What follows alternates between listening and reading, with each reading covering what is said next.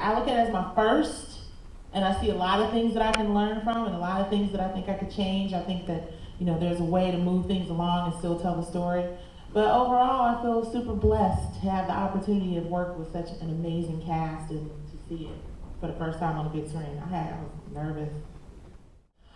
I didn't say this is how the story's gonna start, this is what's gonna happen in the middle, and this is how it's gonna end. I sort of just let it sort of live on its own, and I was creating, I had the idea, the shell of the idea, but then I sort of started creating these personalities in these women, and I started creating these stories, and I wanted it to go, somebody mentioned television. I mean, that is really what I see in terms of the future of this, because I really want to just continue to tell these stories, and for me it was about learning that, yeah, you got 7 women here, whatever the case may be, in a bunch of different situations, and you can't tell everybody's story, for 5 hours, you know what I mean? You have to kind of spread it out. So I don't know if I answered your question, but in writing this, it just was one of those things where I was just like, I know this person, and I know this person who's gone through this experience, and let me just kind of, add to that. And then I know this character. I'd like to see this thing go to television.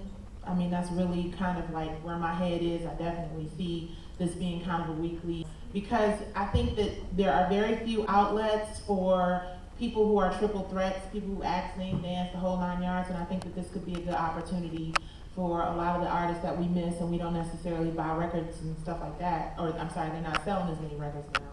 Great opportunity for them to showcase their abilities. And of course, I've written another script, with possibilities for that.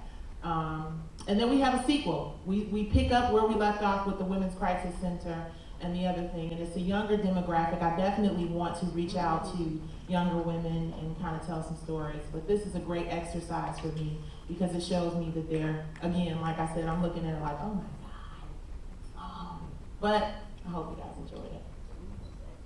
Yes, we did. Let's give her another round of applause. Thank you, Nicci. Thank you so much. Starbucks on me for everybody. I mean, on Eric. I just want to say, seriously, thank you, E. Thank you so much, James. And thank you, Brett. Thank you, honey. And thank you, IBFF, for giving me this opportunity. All right.